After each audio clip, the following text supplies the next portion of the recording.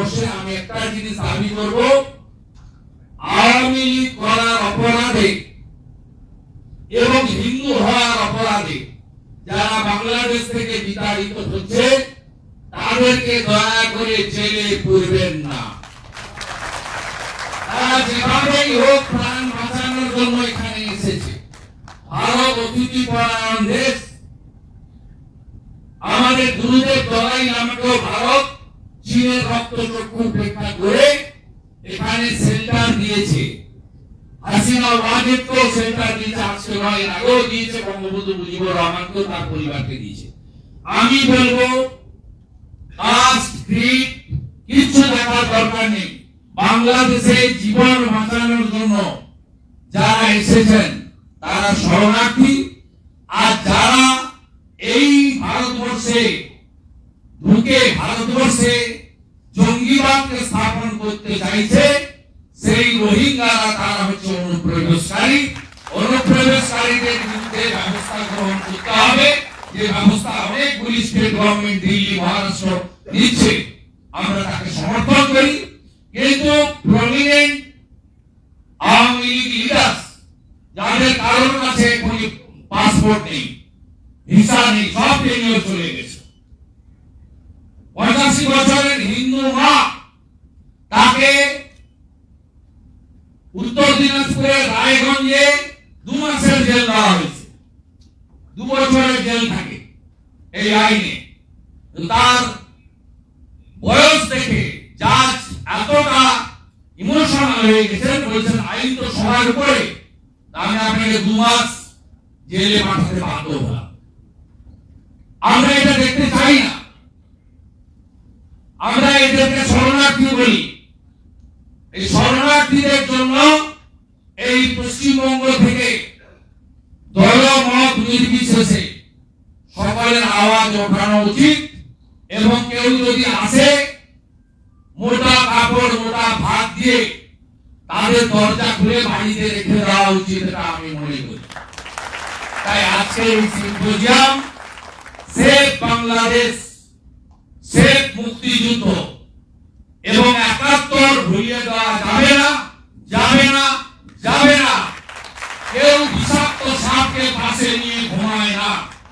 আমরা পশ্চিমবঙ্গের লোক, আমাদের 9টা জেলা সীমান্তবর্তী, 2200 কিলোমিটার সীমান্ত বাংলাদেশের সাথে, যার মধ্যে এই রাজ্যের মুখ্যমন্ত্রী শুধু রাজনৈতিক কারণে 596 কিলোমিটার জায়গা জমি দেয়নি বিএসএফকে। 11টা চৌকি, 17টা ক্যাম্প করার জায়গা দেয়নি। তাই আমরা এখান থেকেও চুপ করে থাকতে পারি না, পারি না, পারি না। আমাদের হলে বসতে হবে, ইন্টারেকশন ডিসকাশন করতে হবে। আমাদের ওয়ার্ল্ড কমিউনিটির উপরে আমাদের দেশের সরকারের কাছে তার মাধ্যমে বাংলাদেশে চাপ সৃষ্টি যেমন করতে হবে, সাথে সাথে অতিথি দেব ভব। মুক্তিযুদ্ধের সৈনিকরা আমাদের অতিথি, আমাদের আত্মীয়, আমরা তাদেরকে আলিঙ্গন করব এবং সেন্টার দেব। আর অনুপ্রবেশকারী যারা আনসারুল বাংলার 7 সেকেন্ড নামে যারা মুর্শিদাবাদে এসে 1.5 বছর ধরে খাজেরি মাদ্রাসা চালিয়ে 3 বার ভোট দান করে আসাম পুলিশের হাতে ধরা পড়েছেন, এই এক্সট্রিমিস্ট ফোর্সকে জামাত, হেফাজত, রাজাকারের বন্ধুদের, যাদের একটাই কাজ বিস্ফোরণ ঘটাও, খুন করো, নারীর স্বাধীনতা কেড়ে নাও, মৌলবাদের চাষ করো, জঙ্গিবাদের চাষ করো, খুন করো, আগুন জ্বালাও, লুট করো, ভেঙে দাও, ঘুরিয়ে দাও, এই যাদের একমাত্র এম এন্ড অবজেক্ট, সেই ফোর্সকে এলিমিনেট করা দায়িত্ব আমাদের সকলের। সরকার করবে, আমরা পাশে থাকবো। সবাই ভালো থাকবেন। আপনাদের সকলকে আমি শুভেচ্ছা জানিয়ে আমার কথা শেষ করলাম। মুক্তিযুদ্ধ জিন্দাবাদ, বঙ্গবন্ধু মুজিবুর রহমান জিন্দাবাদ।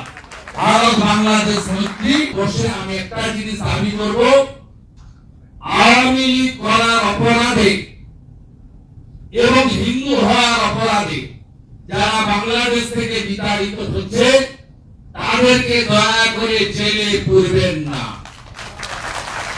তারা যেভাবেই হোক প্রাণ বাঁচানোর জন্য এখানে এসেছে। ভারত অতিথি পরায়ণ দেশ। আমাদের গুরুদেব দলাই লামাকেও ভারত চীনের রক্তচক্ষু উপেক্ষা করে এখানে সেন্টার দিয়েছে। হাসিনা ওয়াজেদকেও সেন্টার দিয়েছে, আজকে নয় এর আগেও দিয়েছে, বঙ্গবন্ধু মুজিবুর রহমানকেও তার পরিবারকে দিয়েছে। আমি বলবো কাস্ট ক্রিড কিছু দেখার দরকার নেই।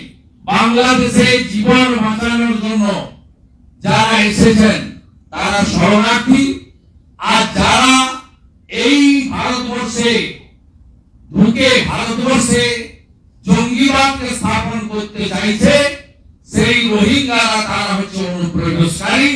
অনুপ্রবেশকারীদের বিরুদ্ধে ব্যবস্থা গ্রহণ করতে হবে, যে ব্যবস্থা অনেকগুলি স্টেট গভর্নমেন্ট দিল্লি মহারাষ্ট্র নিচ্ছে, আমরা তাকে সমর্থন করি। কিন্তু প্রমিনেন্ট আওয়ামী লীগ লিডার্স যাদের কারোর কাছে কোনো পাসপোর্ট নেই, ভিসা নেই, সব নিয়ে চলে গেছে।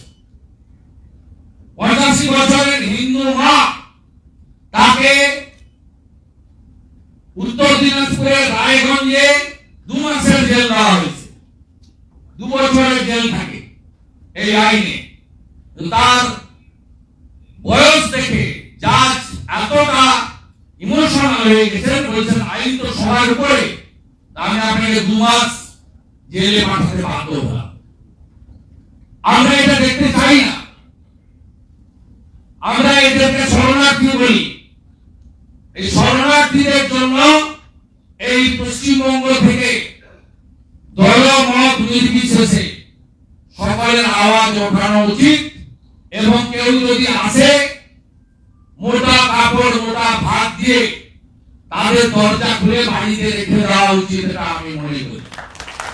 তাই আজকের এই সিম্পোজিয়াম সেফ বাংলাদেশ, সেফ মুক্তিযুদ্ধ এবং 71 ভুলিয়ে দেওয়া যাবে না, যাবে না, যাবে না।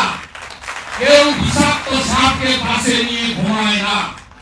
আমরা পশ্চিমবঙ্গের লোক, আমাদের 9টা জেলা সীমান্তবর্তী, 2200 কিলোমিটার সীমান্ত বাংলাদেশের সাথে, যার মধ্যে এই রাজ্যের মুখ্যমন্ত্রী শুধু রাজনৈতিক কারণে 596 কিলোমিটার জায়গা জমি দেয়নি বিএসএফকে। 11টা চৌকি, 17টা ক্যাম্প করার জায়গা দেয়নি। তাই আমরা এখান থেকেও চুপ করে থাকতে পারি না, পারি না, পারি না। আমাদের হয়ে বসতে হবে, ইন্টারেকশন ডিসকাশন করতে হবে। আমাদের ওয়ার্ল্ড কমিউনিটির উপরে, আমাদের দেশের সরকারের কাছে, তার মাধ্যমে বাংলাদেশে চাপ সৃষ্টি যেমন করতে হবে, সাথে সাথে অতিথি দেব ভব, মুক্তিযুদ্ধের সৈনিক